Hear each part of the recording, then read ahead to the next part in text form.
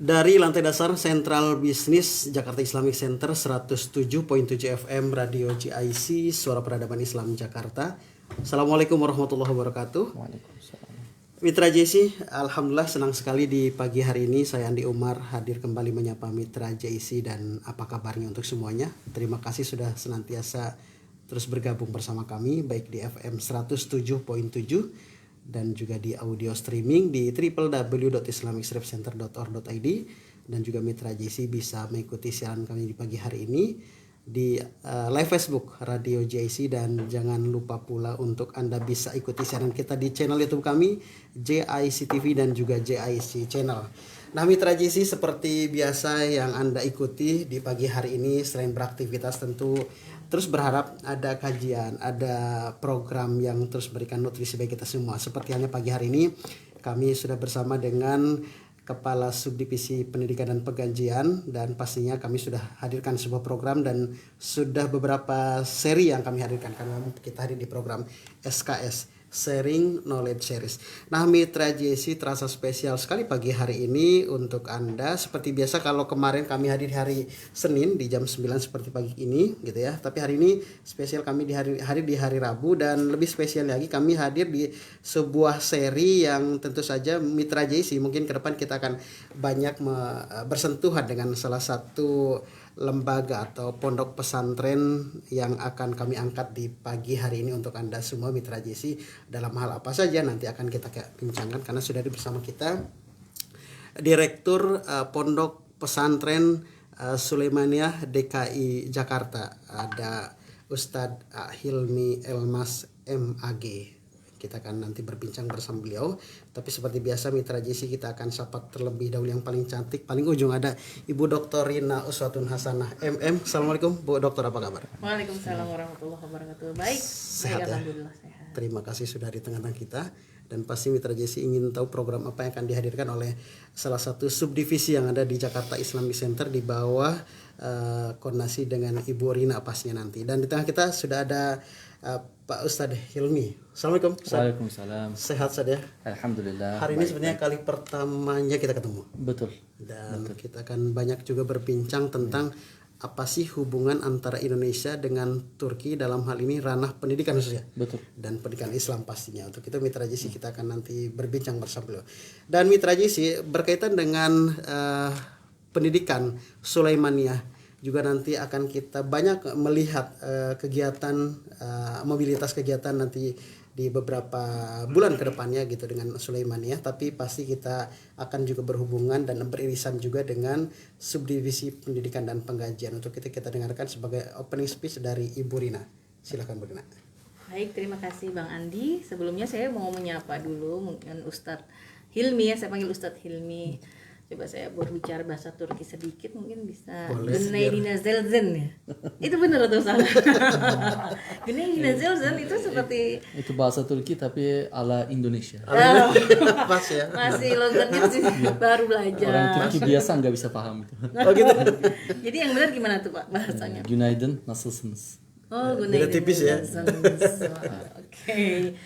Baik, itu kalau misalkan di bahasa Indonesia kan diartikan artinya selamat pagi, apa kabar? Betul ya, Betul. Pak? Betul ya. Ya, Betul. seperti itu. Cuma mohon maaf ini karena logat saya Nggak masih apa-apa. Indonesia banget. Logat Indonesia. Baik. Bismillahirrahmanirrahim. Alhamdulillahirabbil alamin. Nasta'inu nastaghfiruh wa na'udzubillahi min shururi anfusina wa min sayyiati a'malina. May yahdihillahu fala mudilla lahu wa may yudlil fala hadiyalah. Asyhadu an la ilaha illallah wa asyhadu anna Muhammadan abduhu wa rasuluh la nabiyya ba'da. Yang saya hormati dan selamat datang kepada Pak Ustadz Hilmi dan Ustadz Maulana yang hadir di studio Jakarta Radio Jakarta Islamic Center pada pagi hari ini. Tentunya juga kepada seluruh tim salam di Turki Sulaimaniyah pesantren di sana. Hari ini Jakarta Islamic Center bekerja sama dengan Yayasan Turki Sulaimaniyah dalam mengisi acara Sharing Knowledge Series yang ke-19. Dan ini merupakan edisi spesial juga karena berkaitan dengan program-program kedepannya dari JIC yang akan terus bersinergi bersama Turki Sulaimaniyah, Yayasan Pesantren Turki Sulaimaniyah. Dan untuk mengawali speech saya pada pagi hari ini, saya akan mengangkat sebuah ayat dari Al-Anbiya 107 A'udzubillahi minasyaitonirrajim. Bismillahirrahmanirrahim. Wa ma arsalnaka ila rahmatan lil alamin. Ya, yang artinya dan kami mengutus engkau Muhammad melainkan untuk menjadi rahmat bagi semesta alam. Dan kita tahu bahwa sungguhnya Islam adalah agama yang rahmatan lil alamin. Artinya di sana kita bisa memperoleh di dalam Islam, mulai kita dari membuka mata di pagi hari hingga menutup mata di malam hari ketika ingin istirahat, semua sudah diatur di dalam Islam.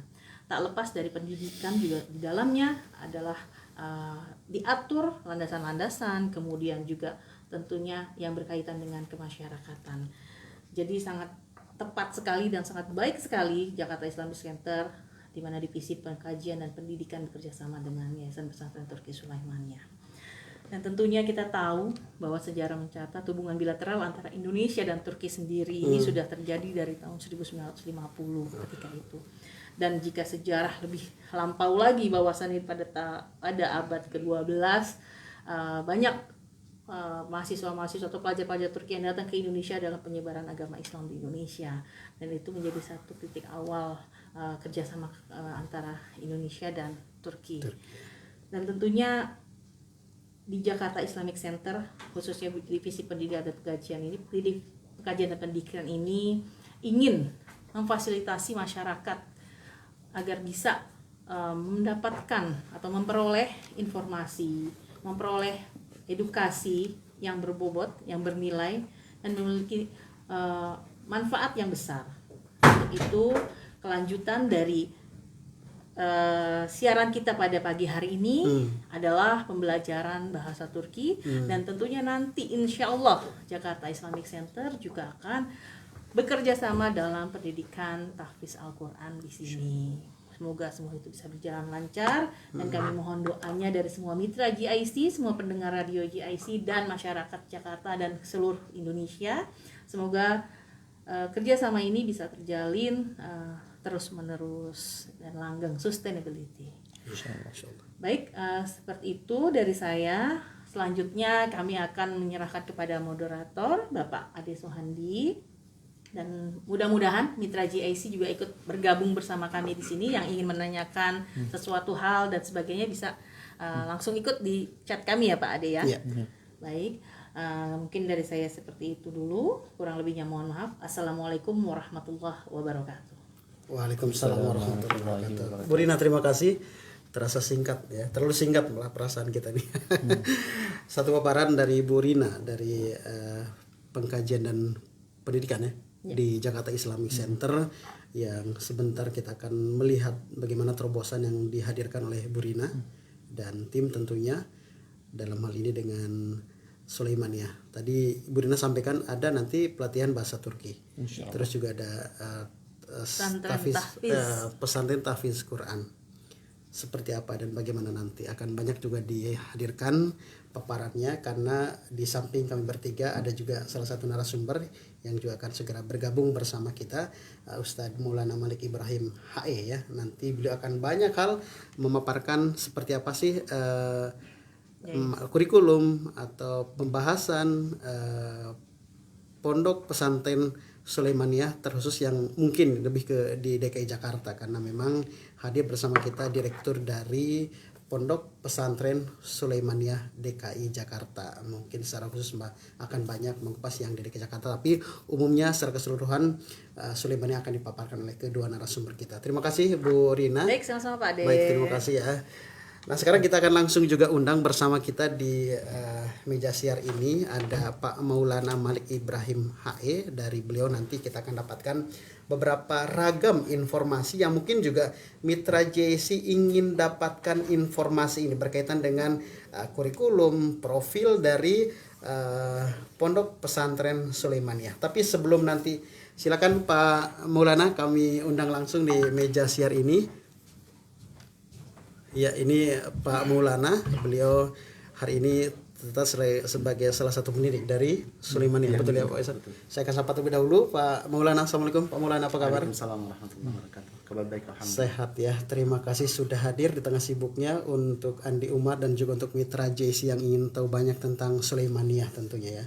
Baik Pak Maulana, izinkan sebelum nanti kita berbincang, Andi akan ngobrol sebentar dengan Pak Ustadz Hilmi. Yes. Ustadz Hilmi, sudah kita pahami bahwa hubungan Indonesia dengan Turki begitu erat begitu Betul. kan.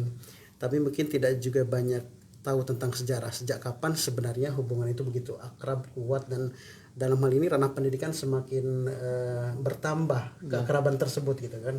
Nah, untuk itu Andi Umar mungkin sama halnya dengan Mitra JC penasaran seperti apa sih sebenarnya hubungan dan sejak kapan kita menandai hubungan tersebut antara Indonesia dengan Turki. Baik, silakan Baik. Pak Ustadz Hilmi.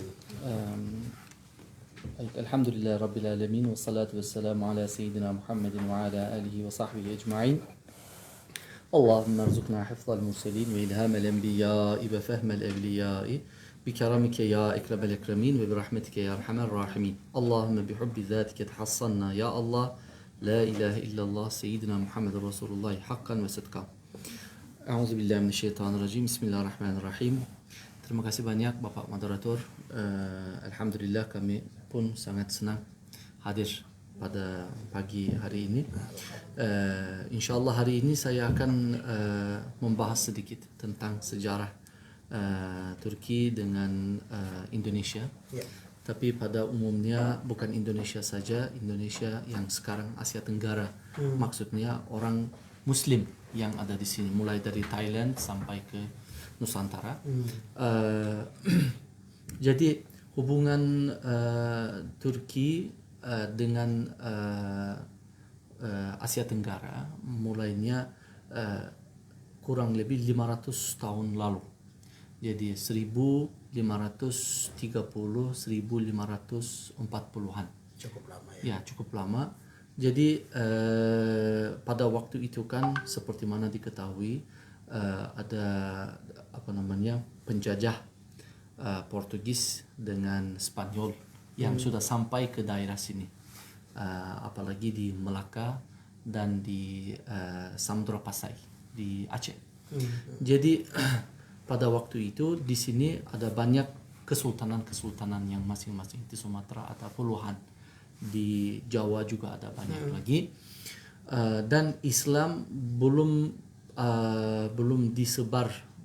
tersebar seluas-luasnya pada waktu itu. Masih ada pulau-pulau yang Islam baru saja masuk atau baru saja mulai berkembang.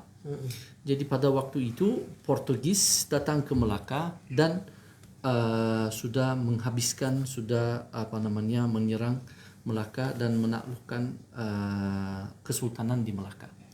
Jadi untuk mendapatkan keamanan, mereka harus di dua bagian harus diambil. Jadi Melaka sudah selesai, tinggal di Kesultanan Aceh.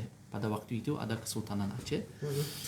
Dan mereka sudah datang ke Banda Aceh dan beberapa tempat di sana. Yang pertama mereka minta hanya tempat saja, sewa tempat. Bukan artinya mau ambil semua, tapi sewa tempat untuk jaga keamanan. Pada waktu itu Sultan yang pertama Sultan Salahuddin Shah dan anaknya Sultan Alauddin Al-Qahar. Yang dua sultan ini mereka mencari solusi bagaimana caranya kita bisa menyerang, kita bisa mengusir orang-orang ini dari tanah kita.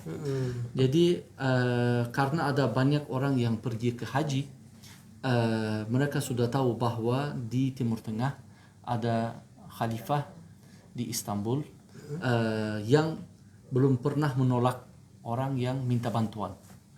Jadi 1540-an biasanya Sultan dari Aceh mengirim surat-surat melalui orang-orang yang pergi ke haji. Tetapi itu tidak ada begitu efeknya. Rombongan yang pertama yang ada betul-betul efeknya adalah rombongan yang dikirim khusus untuk ke Istanbul pada 1564. Jadi mereka sudah pergi ke haji. Setelah itu mereka berangkat ke Istanbul. Kurang lebih 6 bulan, 8 bulan ambil waktu yang mereka sampai ke Istanbul. Dan kebetulan Sultan ada di safar, maksudnya di perang di Eropa. Jadi tunggu Sultan, tapi di tengah jalan Sultan wafat. dan anaknya diangkat sebagai dipercayakan sebagai sultan. Jadi ambil waktu yang cukup lama, kurang lebih 1 tahun mereka tunggu di Istanbul untuk ketemu dengan sultan. Dan akhirnya mereka sudah ketemu dengan Sultan Selim yang kedua. Jadi mereka sudah menjelaskan hajat mereka apakah bisa dibantu untuk menyerang Portugis yang sekarang buat kezaliman di Aceh. Jadi karena mereka sudah lama tunggu sultannya, uang mereka habis. Dan di tengah jalan ada apa namanya yang itu pirate, bajak laut, diserang oleh bajak laut dan dicuri banyak barang-barangnya. Jadi dalam buku ini yang saya sudah bawa, semua surat-suratnya terkumpul, yang arsip dari Turki, surat-suratnya sudah terkumpul, dan nanti insya Allah saya akan share dengan pendengar dan audien JIC surat original yang dari Sultan Aceh, surat original jawaban dari Sultan Turki Utsmani. Jadi mereka ketemu dengan Sultan dan mereka sudah menjelaskan hajat, dan dengan sangat-sangat malu ketua rombongan tersebut memberikan lada hitam kepada Sultan, karena kan dia orang khalifah yang mungkin pada waktu itu orang tertinggi atau orang terkuat di dunia. Jadi untuk memberikan dalam bahasannya, dalam suratnya tertulis si cupak, artinya secangkir, sedikit aja lada hitamnya, karena semuanya mereka harus jual atau dicuri. Jadi nggak tinggal banyak barang, hadiah-hadiah semuanya dicuri. Jadi memberikan itu saja kepada Sultan. Tapi lada hitam itu belum pernah dirasa atau dilihat di Turki pada waktu itu, ataupun sedikit saja. Jadi Sultan sangat terharu, merasa sangat terharu bahwa orang-orang ini datang dari jauh-jauh, sudah 2 tahun hampir perjalanan sampai ke Turki, tinggal di Turki, tunggu Sultan, dan mereka masih bisa membawa secupak lada hitam. Jadi Sultan Turki Utsmani memberikan bantuan kepada mereka, dan memberikan meriam yang besar, satu meriam yang besar yang tertulis di bawahnya si cupak lada hitam. Itu jawaban dari Sultan Turki Utsmani, dan dikirim ke Aceh. Meriam itu pada nantinya dibawa ke Batavia, Jakarta, tetapi pada waktu Belanda keluar dari Indonesia dibawa ke Leiden. Jadi sekarang dipamerkan di Belanda. Meriam masih ada di sana, meriam besar. Jadi Sultan Selim yang kedua panggil komandan-komandannya, sudah buat musyawarah dan diberikan bantuan kepada mereka, tetapi karena perjalanannya jauh, Sultan Salim berpikir lebih baik kami kirim orang-orang yang bisa mengajar kepada orang Aceh bagaimana menyerang di laut dan bagaimana caranya menyerang di tanah juga. Maksudnya untuk bagaimana membangun meriam, terus senjata-senjata lain, senjata berat. Jadi dikirim kurang lebih antara 1.500 dengan 2.000 orang Turki. Dan mereka diberikan perintah dari Sultan bahwasannya sampai ada perintah yang kedua mereka tidak boleh kembali ke Turki. Jadi perintahnya jelas, pergi ke Aceh bersama rombongan ini, ajarkan mereka bagaimana caranya menyerang di laut, apalagi karena Portugis sangat-sangat kuat di laut. Dan jangan sampai berpikir untuk kembali ke sini kecuali ada rombongan yang kedua bawa surat bahwasannya kalian boleh pulang. Jadi mereka sudah sampai ke Aceh. Orang Aceh menyambut mereka dengan sangat-sangat baik dan hangat. Mereka mengajarkan kepada orang Aceh untuk membangun, membuat meriam. senjata-senjata lain, kapal perang dan lain-lain. Kurang lebih 5 tahun. 5 tahun mereka mengajarkan dan mereka sudah bikin satu filo yang besar khusus untuk orang Aceh. Pada waktu Portugis datang lagi dari Melaka untuk menyerang, pas mereka melihat kapal-kapalnya, mereka langsung berpikir apakah orang Turki sudah sampai ke sini. Karena kapal-kapalnya hampir mirip dengan kapal orang Turki. Jadi ada penyerangan yang sangat-sangat kuat. Akhirnya Portugis kalah dan mereka sudah kembali ke Melaka, dan kurang lebih 200 tahun mereka tidak ada suara, tidak ada apa-apa terhadap orang Aceh di sana. Apalagi saya dulu pernah tinggal di Aceh dari 2008 sampai 2011. Belajar 3 tahunan ya? 3 tahun. Belajar di sana di IAIN. Pada waktu IAIN, sekarang UIN. Saya ambil S2 di sana. Jadi pada waktu itu saya melihat di Aceh kan ada banyak orang Aceh bilang Aceh itu terkumpul dari berbagai bangsa. Ada orang Arab, keturunan orang Cina, orang lain-lain. Ada juga orang Eropa, orang Belanda. Jadi di sana ada satu tempat yang bernama Lokna. Di sana pada waktu itu orang Portugis dikalahkan oleh orang Aceh. Tetapi orang Portugis pada waktu itu ada satu tradisi yang mereka di mana mereka pergi, mereka membawa anak-anak, istri semua mereka bawa.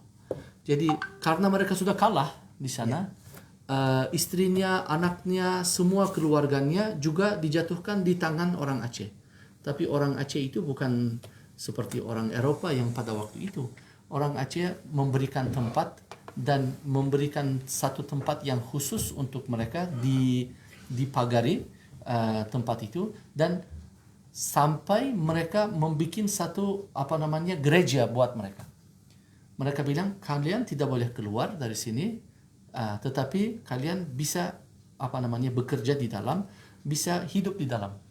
Lama kelamaan ada yang menjadi orang Muslim dan menikah dengan orang Aceh sendiri. Jadi sekarang masih ada keturunan orang Portugis, melihat wajahnya seperti orang Aceh tapi matanya berwarna hijau. Seperti itu.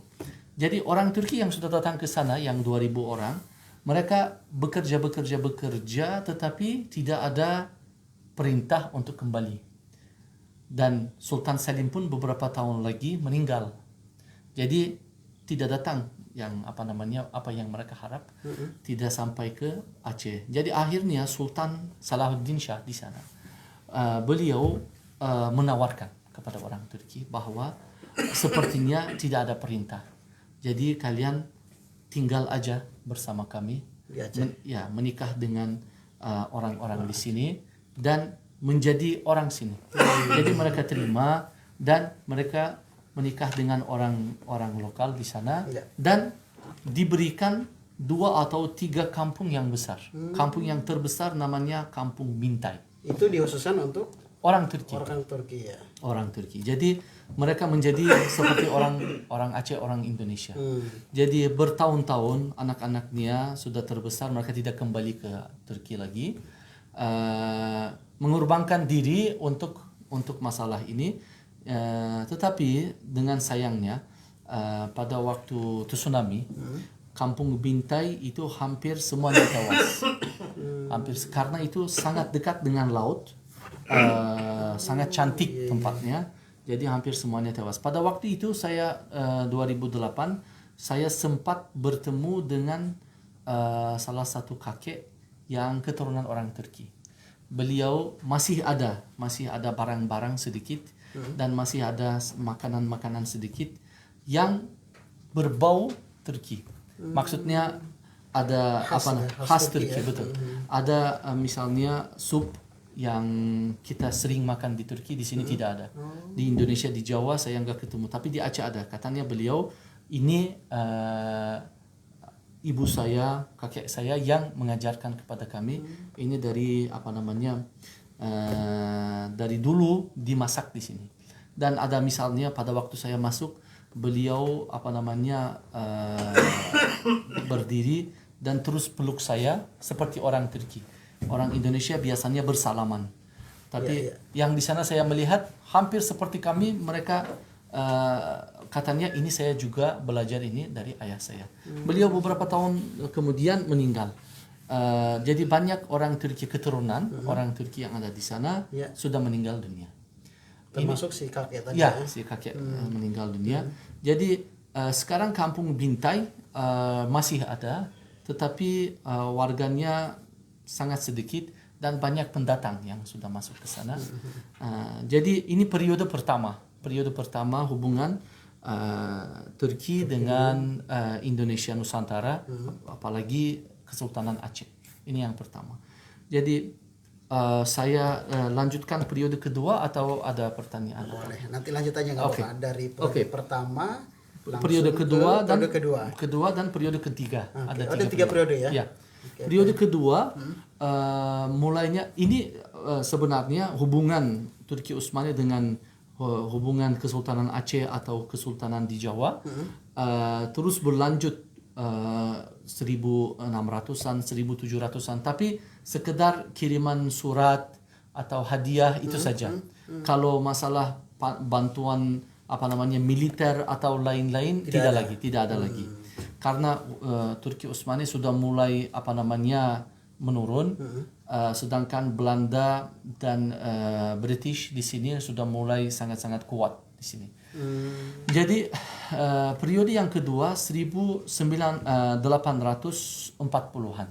Pada waktu Sultan Abdul Majid, Kesultanan Aceh sangat diganggu oleh Belanda India untuk dijajah, diambil semua.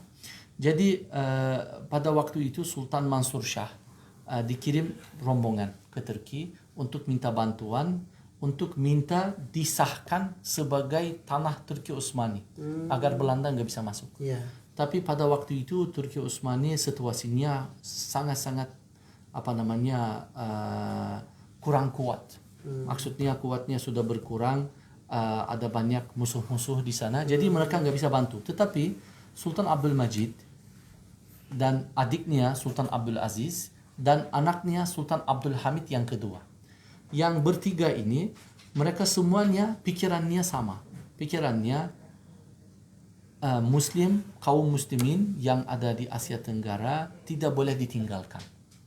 Tapi harus dibantu bagaimana caranya. Jadi mereka sudah membuat satu plan yang cukup efektif. Plannya begini. Dari Yaman, Hadramaut, dari Mesir, dari Urdun, dipilih keluarga keturunan Nabi yang di sini dinamakan Habib. Di Turki atau di Timur Tengah dinamakan Sayyid atau Syarif. Habib enggak dipakai di sana. Jadi di sini dipakai Habib. Jadi Sultan kirim orang-orangnya ke Jordan, Urdun, Yaman kan masih di bawah Turki Utsmani. Jadi dicari anak-anak cucu-cucu Nabi yang berkeinginan untuk berhijrah ke sini, ke Indonesia, ke Malaysia, ke Singapura, ke Thailand, agar menjadi warga negara di sini dan membantu kepada masyarakat di sini untuk mempersatukan mereka kepada musuh. Jadi 1840, 1850 ada keluarga-keluarga besar seperti keluarga Al-Junaid, keluarga As-Sagaf, keluarga Al-Attas, keluarga Al-Khatib, keluarga Jamalul Lail dan lain-lain. Ada beberapa marga lagi yang besar-besar. Mereka mengirim anak-anaknya, cucu-cucunya atau orang tuanya ke daerah sini. Ini umpamanya seperti Wali Songo. Wali Songo kan datang ke sini untuk menyebarluaskan agama Islam. Dan alhamdulillah dengan wasilah mereka, Indonesia, Malaysia, Singapura sekarang kurang lebih 300 juta orang sudah muslim di sini. Mungkin lebih.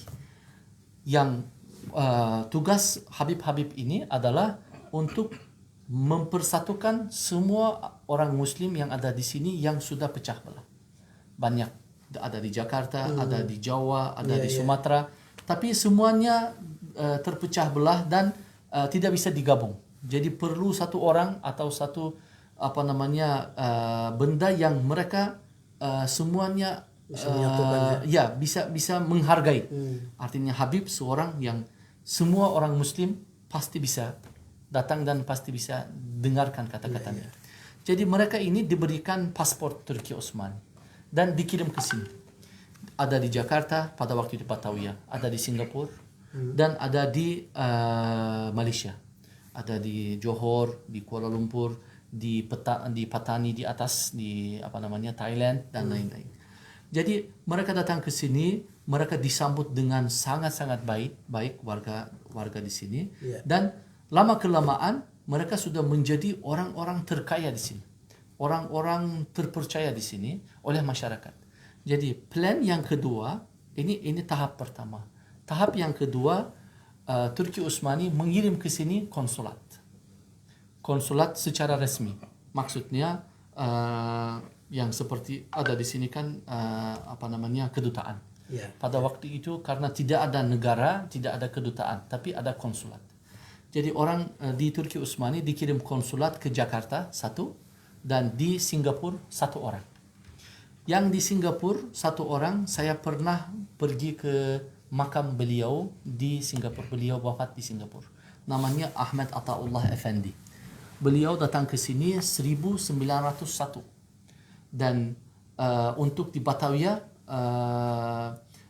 orangnya datang ke sini 1890-an. Jadi mereka datang ke sini, ini tahap yang kedua, artinya orang ini akan ketemu dengan para habib dan akan menjelaskan keinginan sultan di Turki, maksudnya untuk mempersatukan masyarakat di sini agar bisa menyerang kepada penjajah. Jadi karena Belanda dengan British sudah faham program ini, yang konsulat yang ada di Singapura dibunuh. Jadi beliau dimakamkan di Masjid Temanggung di Singapura bersama dengan sultan-sultan. Pada waktu itu saya pergi dan saya melihat kuburnya bersama dengan Sultan Johor yang di sana, karena mereka sudah tahu bahwa orang ini datang ke sini untuk kebaikan masyarakat. Jadi ini periode yang kedua. Dan periode yang ketiga adalah tsunami. Periode ketiga, pada waktu musibah tsunami terjadi di Aceh, orang Turki merasa sangat-sangat peduli dan membantu kepada masyarakat Aceh. Hari yang kedua diberangkatkan pesawat yang pertama dari Turki ke sini dan sudah membangun tempat-tempat di sana di Kampung Bintai, dibikin 5.000 rumah khusus untuk warga bantuan di sana. Dan banyak Turki datang ke sini untuk membantu, banyak Turki datang ke sini orang Turki untuk bekerja di Aceh. Pada waktu saya di Aceh 2008, hampir 4 tahun, 5 tahun setelah tsunami, saya melihat masih ada kurang lebih 100-150 orang Turki yang masih bekerja untuk membawa bantuan atau mendistribusikan bantuan kepada masyarakat Aceh. Jadi ini periode yang ketiga, Bapak. Jadi hubungan Turki Utsmani seperti itu. Yang tidak ada dalam periode adalah Yayasan Tahfiz Sulaimaniyah sebenarnya akan dijelaskan oleh Abi Maulana insyaallah sebentar lagi. Baik. Jadi itu aja yang saya bisa sampaikan. Semua kata-kata saya ada arsipnya di sini, terdokumentasikan lengkap ya. Nanti saya insyaallah akan share dengan siapa yang mau, saya bisa share insyaallah. Ustaz Hilmi, begitu luar biasa ya kalau kita lihat dan dengarkan histori Turki dengan Indonesia. Kalau kita lihat tadi dari Kesultanan Utsman, Kesultanan Aceh, bahkan nanti konsulat dengan di Jakarta gitu Jakarta, kan. betul. Dan nanti akan kita kupas bersama dengan Ustadz Maulana. Ini di luar dari ketiga periode ya. Betul. Kita sudah, tapi bukan berarti ini periode keempat ya, bukan juga. Bukan. Ya baik. Terima kasih Ustadz Hilmi sudah memaparkan banyak buat kita semua mitra GIC. Tapi kita masih menyimpan satu hal lagi yang nanti akan dikupas. Mungkin ini juga hal yang tentu banyak kita garap bersama dengan Jakarta Islamic Center. Nanti Ustadz Maulana akan menjelaskan, tapi semua itu memang lahir dari begitu dekatnya hubungan yang tadi historinya dikisahkan antara Indonesia dengan Turki begitu ya. Tiga periode begitu melekat kuat gitu ya. Walaupun disampaikan tadi tidak cuma dengan di Indonesia ya Ustadz Hilmi ya, Asia beberapa Tenggara negara ASEAN, khususnya. negara Asia Tenggara gitu ya, termasuk Malaysia, Thailand, ya, Singapura gitu. Betul. Tapi hari ini begitu luar biasa, tidak sampai terhenti di 3 periode tersebut. Nah ini yang menjadi cikal bakal baru kembali untuk melahirkan bagaimana sinergi di ranah pendidikan Islam gitu ya. Hadir bersama kita Ustadz Maulana, beliau merupakan praktisi pendidikan dari Pondok Pesantren Sulaimaniyah. Kita akan tahan sebentar pertanyaan yang ditujukan untuk Ustadz Hilmi. Kita akan langsung bersama dengan Ustadz Maulana dulu, Ustadz ya. Baik. Ustadz Maulana, tadi kita sudah berbagi info bersama dengan Ustadz Hilmi. Nah, saatnya mungkin tidak saja Andi Umar, mungkin mitra GIC juga ingin tahu banyak hal, karena rupanya Sulaimaniyah ini sudah berdiri di beberapa wilayah di Indonesia gitu kan. Tentunya seberapa dahsyat perkembangannya sejak awal berdiri Sulaimaniyah di Ponpes Sulaimaniyah di Indonesia sampai sekarang, terkhusus juga yang di DKI Jakarta di bawah komandonya dari Ustadz Hilmi ya. Betul. Baik, Ustadz Maulana silakan. Bismillah, alhamdulillah, wassalatu wassalamu ala rasulillah wa ala alihi wa ashabihi wa wala amma ba'du. Pertama saya ucapkan terima kasih kepada Bapak moderator yang memberikan kesempatan kepada kita untuk paling tidak sedikit memperkenalkan apa itu Sulaimaniyah. Sebetulnya mendengar tadi dari pemaparan Ustadz ini, ini tidak jauh berbeda dari fase tadi yang ketiga.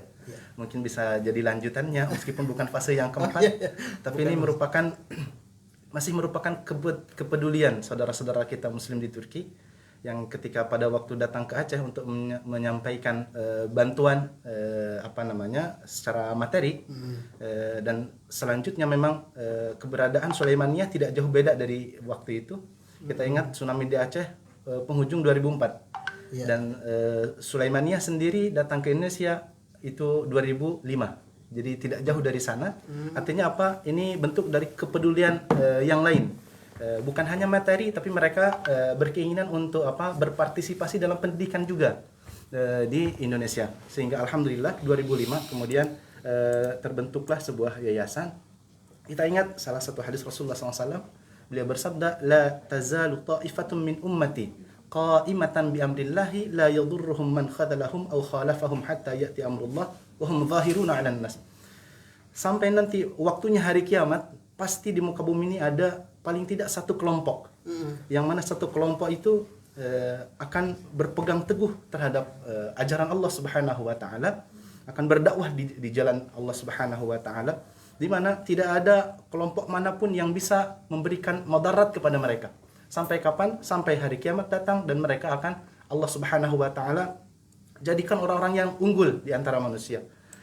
Dan alhamdulillah sampai saat ini bukan hanya ke Indonesia, tapi ke beberapa negara di seluruh dunia Sulaimaniyah sudah menyebar. Ada beberapa hal yang mungkin kita melihat waktu juga untuk pemaparan kali ini. Ada beberapa program sebenarnya di Pondok Pesantren Sulaimaniyah. Sedikit-sedikit insya Allah saya akan mencoba untuk membahas itu. Yang pertama, Yayasan Tahfiz Sulaimaniyah. Mungkin bisa dilihat di sana ya. Pertama, kenapa namanya Sulaimaniyah? Kenapa namanya Sulaimaniyah? Nama Sulaimaniyah ini diambil dari nama pendiri, muassis pertama Pondok Pesantren Sulaimaniyah di Turki. Di mana nama pendirinya adalah Syekh Sulaiman Hilmi Tunahan. Dari nama Sulaiman inilah kemudian kita gunakan sebagai nama Sulaimaniyah. Di mana beliau sendiri merupakan ulama generasi terakhir mungkin dari Turki Utsmani, lahir tahun 1888, wafat tahun 1959.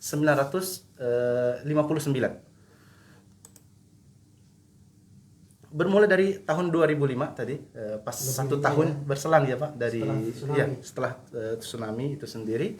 Berdirilah sebuah yayasan dan alhamdulillah sampai sekarang berarti kurang lebih 16 tahun ya perjalanan Sulaimaniyah ini.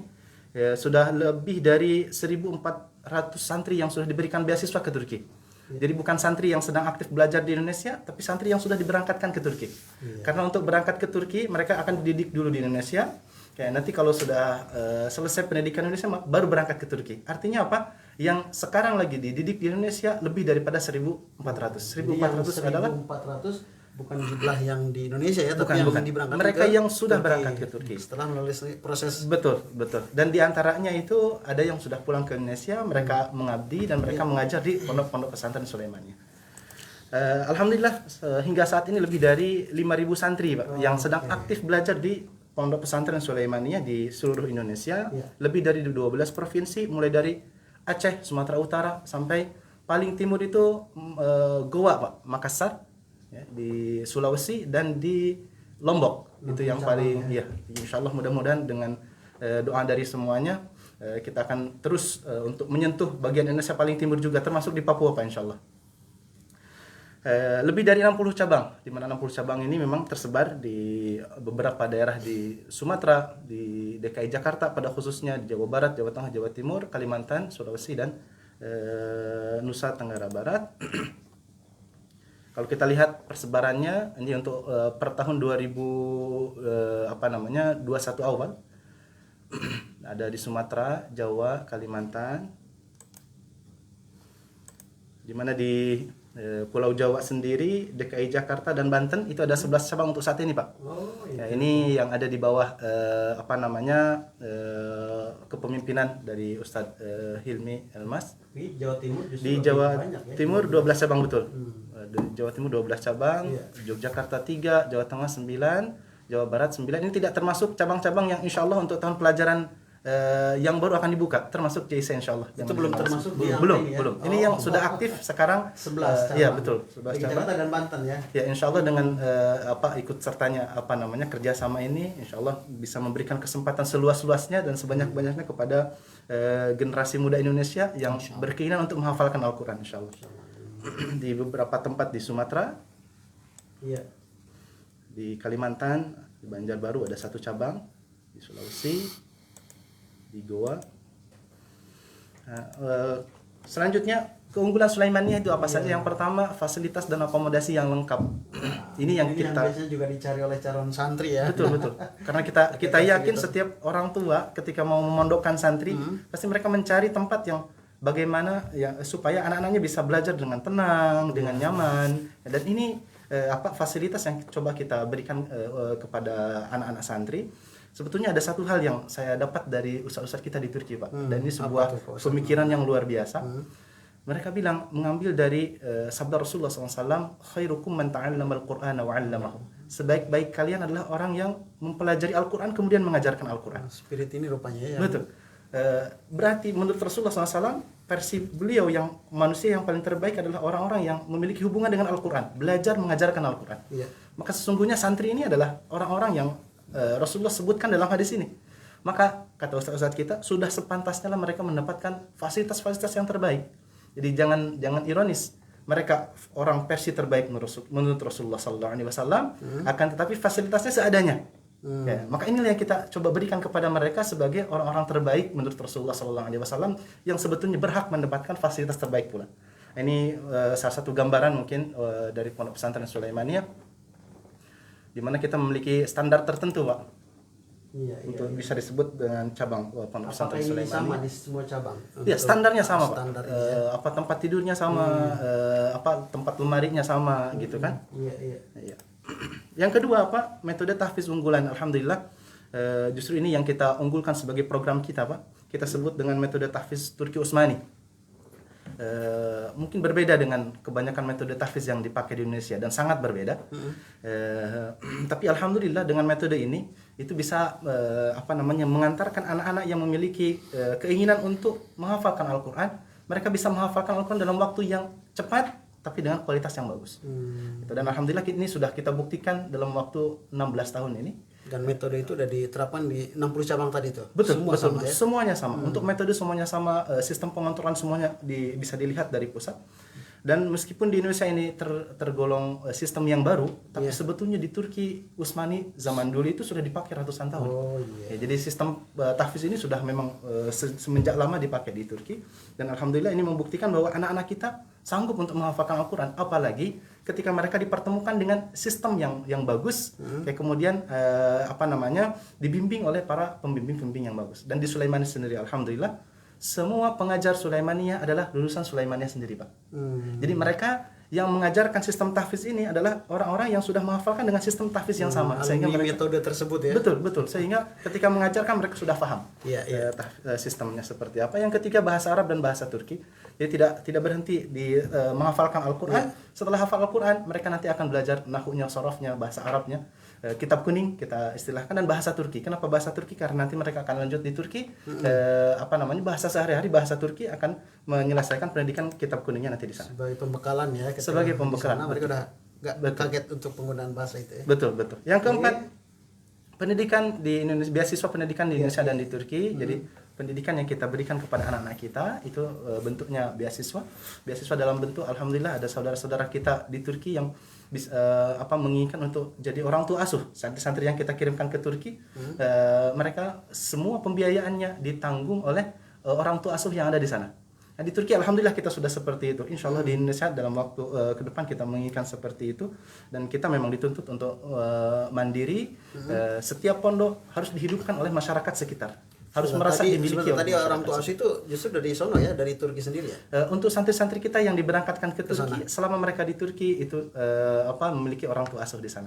Berbeda dengan pendidikan yang ada di Indonesia tentunya, dan ini mandiri oleh pondok-pondok yang ada di Indonesia sendiri. Begitu. Yang kelima adalah pendidikan formal muadalah setingkat madrasah sanawiyah dan madrasah aliyah. Jadi di samping mereka hafal Al-Qur'an, belajar kitab kuning, belajar bahasa Arab, bahasa Turki, namun secara formalnya pun mereka tidak ketinggalan. Muadalah mereka disetarakan dengan madrasah sanawiyah, dengan madrasah aliyah. Jadi kalau dari hari Senin sampai hari Sabtu mereka belajar dengan kurikulum pondok, hari Ahadnya kita panggil guru dari luar mempelajari pelajaran-pelajaran yang 5. Ada matematikanya, bahasa Indonesia, bahasa Inggris, IPS dan lain sebagainya. Untuk kejar formalnya ya. Betul. Oke. Kemudian yang keenam, mengajar di berbagai negara. Jadi mereka yang sudah menyelesaikan pendidikannya di Turki, mereka memiliki kesempatan untuk mengabdikan mengajarkan apa yang sudah mereka dapatkan, bukan hanya di Indonesia tapi di tempat-tempat lain juga yang membutuhkan. Dan alhamdulillah sampai saat ini di Malaysia ada, kemudian di Brunei ada, di beberapa negara di Asia Pasifik sudah Dari ada alumni orang Indonesia yang sudah menyelesaikan pendidikan di Turki. Nah, ini sumber dana zakat, infak, sedekah, wakaf dan donatur. Jadi baik di Indonesia maupun di Turki. Di Indonesia memang kita masih dalam tahap permulaan, Pak. Dalam tahap permulaan kita mau semua pembiayaan yang ada di sini itu bersumber dari zakat, infak, sedekah, wakaf dan donatur. Seperti ini. Ya, ini visi misinya. Ini adalah program pendidikan, ada beberapa tingkat. Ini tahfiz, tidak izari yang mereka harus lalui di Indonesia. Ada beberapa tingkat yang harus mereka ikuti di Turki bersama pelajaran-pelajaran yang harus mereka tempuh. Misalkan di sini ada pratahfiz, sebelum mereka menghafalkan Al-Qur'an, mereka harus melalui kelas pratahfiz dulu. Jadi di sini kategorinya juga dari sisi usia atau kemampuan saja. Dari sisi untuk kemampuan usia ya kita ada 2 program, Pak. Untuk usia kita ada 2 program. Ada program untuk lulusan SD, ada program untuk lulusan SMP. Jadi ada ini untuk lulusan SD, ini ada beberapa tahun, 6 tahun mereka harus selesaikan di Indonesia. Nanti mereka 2 tahun selesaikan di Turki. Seperti itu. Untuk lulusan SMP 4 tahun mereka pendidikan di Indonesia, 3 tahun mereka akan selesaikan di Turki, di mana setelah selesai di tingkat tekamul, di mana tekamul ini tingkat terakhir, mereka kemudian akan kembali baik ke Indonesia maupun ke negara-negara lain yang membutuhkan untuk mengajarkan apa yang sudah mereka pelajari sebelumnya. Nah, ini kalau melihat statisnya, datanya dari jumlah santri Sulaimaniyah dari tahun ke tahun. 2011 ada 36 orang, 2020 dan 2021 ini lebih dari 5.000 orang alhamdulillah. Untuk tahun ini sendiri ada 5.000 pendaftar, itu kurang dari 1.000 yang kita terima. Ini jumlah santri yang santri dikirimkan ke setiap tahun Turki, ya betul. Kenapa di 2020 justru agak turun? Pandemi, Pak. Pandemi. Oh, iya, betul. Dan insya Allah tahun ini pun kita akan mengirimkan santri juga ke Turki. Iya. Betul ya. Nah, ini sedikit gambaran cabang-cabang pondok Santri Sulaimaniyah di Indonesia. Nah, ini ada pusatnya dan yang lain cabang-cabangnya. Mungkin saya lewat cepat-cepat saja.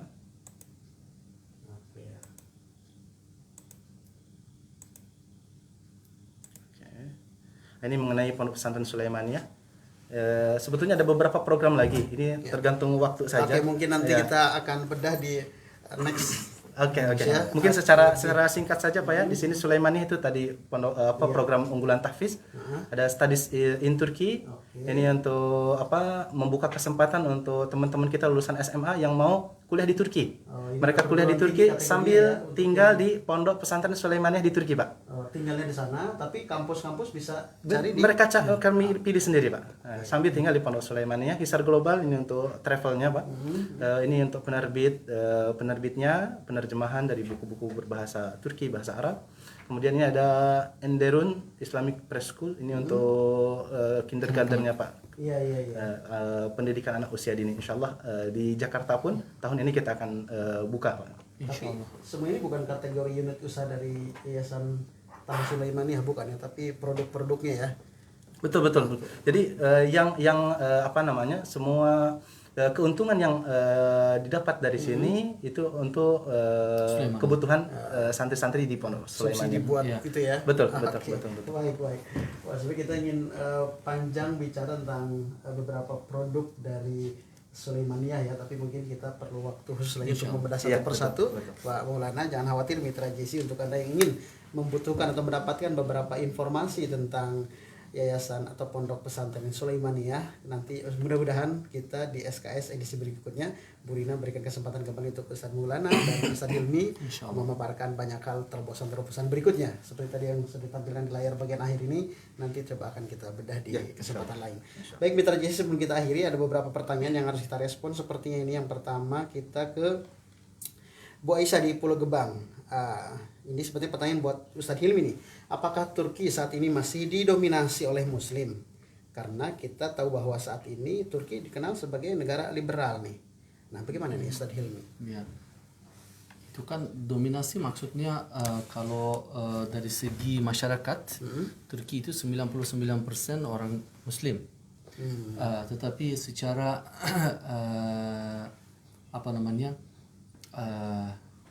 pemerintahan pada waktu Turki Utsmani runtuh dan Turkish Republic dibangun, mereka membangunkan Republik Turki dengan asas-asas yang lebih ke barat.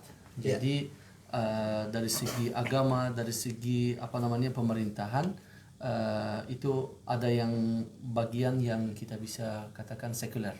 Tapi kalau dari masyarakat memang semuanya, hampir semua 99% orang Muslim. Seperti itu jawabannya. Oke, baik. Terima kasih Ustadz Hilmi sudah menjawab. Ini kita ada di penghujung waktu. Sebenarnya ada yang ingin bergabung ini, mungkin ada yang bisa mungkin Pak ini Pak Pito. Oke, ini ya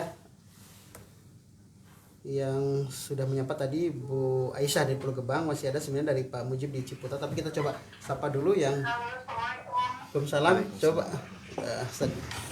bisa kita dekatkan juga. Ya, Waalaikumsalam. Dengan siapa di mana ini mungkin silakan. Ya, silakan.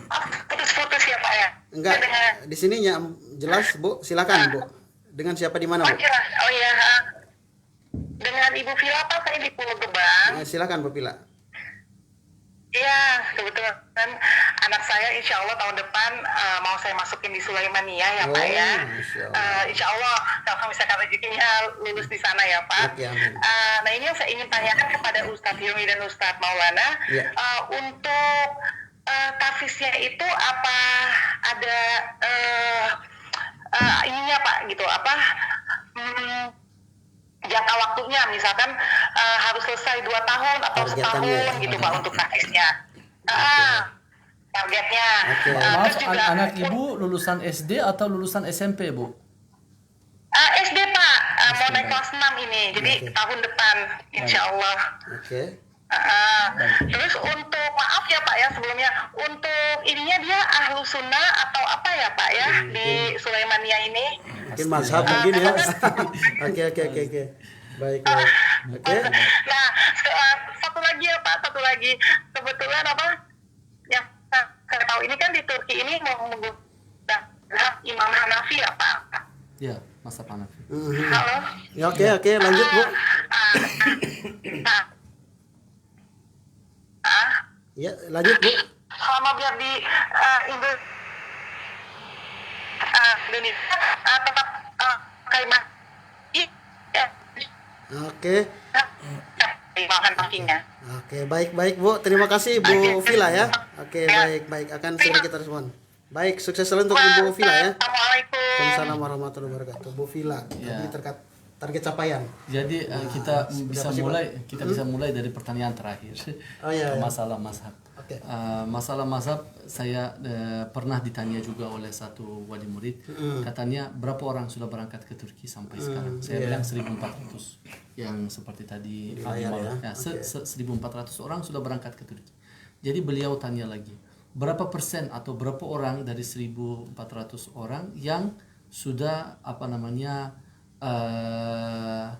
dari mazhab Syafi'i sudah pindah ya, sudah ke mazhab Hanafi? Saya bilang zero, satu pun tidak ada.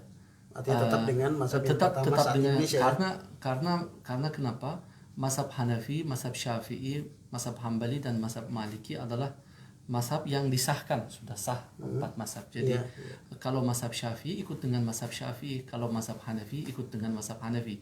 Tetapi kalau berangkat ke Turki, bukan saja mazhab Syafi'i yang diajarkan kepada anak-anak kami, tetapi diajarkan semua mazhab Hanafi, mazhab Maliki, mazhab Hambali, agar wawasannya diperluas. Jadi pada waktu beliau kembali ke sini sebagai ustadz, bukan saja dia sudah ahli mazhab Syafi'i, tapi kalau ditanya tentang mazhab Hanafi juga bisa menjawab, karena sudah beberapa tahun tinggal bersama orang bermazhab Hanafi, jadi sudah tahu caranya bagaimana semuanya.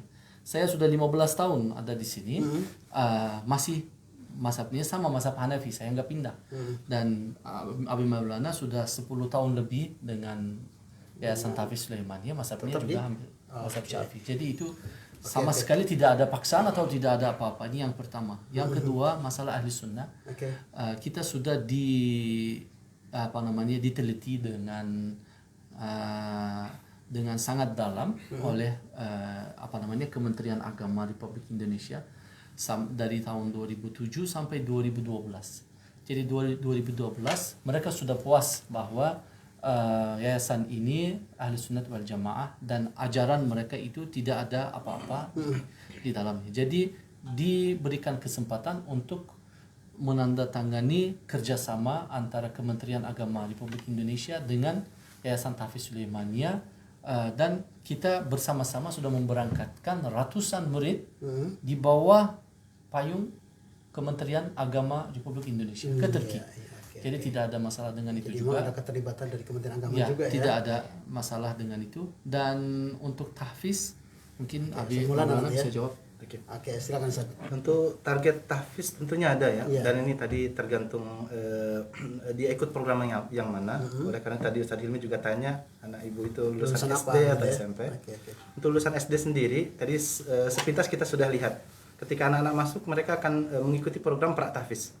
Ya, semuanya meskipun sudah ada, mungkin ada yang sudah hafal 1 juz 2 juz, tetap mereka masuknya ke program pra-tahfiz terlebih dahulu. Tujuannya untuk apa? Untuk supaya bacaan mereka betul-betul standar. Ya, jadi bacaan yang dibenarkan, dibaguskan gitu kan. Ketika betul-betul sudah bagus, kurang lebih 1,5 tahun. Jadi 3 semester mereka akan ikut pra-tahfiz, dan untuk masuk ke tingkat tahfiz ada ujian lagi nanti. Nah, ketika mereka lulus di ujiannya, mereka masuk ke kelas tahfiz. Yang belum lulus mereka tambah lagi 1 bulan, 2 bulan. Untuk apa? Untuk menyelesaikan pra-tahfiznya sehingga betul-betul bacaannya bagus. Intinya kita tidak mengizinkan anak-anak santri yang bacaannya belum menurut standar kita, mereka memulai hafalan Al-Quran. Nah, setelah mereka masuk ke kelas tahfiz, mereka ada target yang harus diikuti maksimal 2,5 tahun. Ya, jadi ada 2 tahun sampai 2,5 tahun mereka harus menyelesaikan 30 juz. Dan mungkin ada beberapa mungkin dari Bapak Ibu yang merasa, oh ini kan anak-anak SD waktu hafalan 2 tahun 3 tahun 2 tahun 2,5 tahun, apakah mungkin? Begitu banyak santri-santri kita yang pada awalnya ketika masuk mereka, Abi Ustadz kok dengan sistem yang seperti ini, mereka mungkin belum pernah kenal sebelumnya, apakah bisa saya menghafal? Iya. Tapi buktinya alhamdulillah sampai ada yang 6 bulan mereka selesai. Wah. Oke, dan begitu banyak anak-anak santri kita yang 1 tahun, di bawah 1 tahun mereka menyelesaikan hafalan Al-Quran. Artinya dengan metode yang kita berikan, sangat dimungkinkan anak-anak untuk bisa menyelesaikan hafalan dalam waktu bukan 2,5 tahun, 2 tahun pun mereka bisa selesai, insya Allah dengan kualitas yang bagus. Insya Allah terbantu oleh metode tadi, insya Allah ya. Baik. Wah, luar biasa nih, kita sudah melewati 60 menit, ingin berlama-lama sebenarnya ngobrol bersama dengan Ustaz Ilmi, Ustaz Maulana, karena banyak hal yang mungkin juga seperti Ibu siapa tadi, Vika ya, yang bertanya kepada kita, mungkin mitra JIC juga banyak yang terbantu dengan pertanyaan Bu Vika, penasaran tersebut ya. Ibu Vila, terima kasih Bu Vila sudah memberikan pertanyaan buat kita semua, menjembatani pertanyaan para bunda yang tidak bersama kita hari ini. Baik mitra JIC, inilah ya perjumpaan kita, dan mohon maaf dari segala yang kurang. Mudah-mudahan nanti kita dimediasi kembali oleh Ibu Rina dari Pengkajian Pendidikan untuk kembali duduk bersama di meja share ini untuk menghantarkan beberapa informasi yang mungkin sedang kita nantikan, seperti apa nanti Sulaimanah yang ada di Indonesia yang sudah ada di 60 cabang ya. Baik di Jakarta pun juga yang di luar Jakarta, ada 12 provinsi yang sudah tersebar ya. Baik Peter JC, Andi, sekali lagi mohon maaf dan terima kasih untuk Ustaz Ilmi atas waktunya di tengah kesibukannya. Ustaz Maulana juga terima kasih. Sukses untuk Asulamania yang di Jakarta dan yang tersebar di seluruh Indonesia. Kami bertiga pamit undur diri. Wassalamualaikum warahmatullahi wabarakatuh. Waalaikumsalam warahmatullahi wabarakatuh.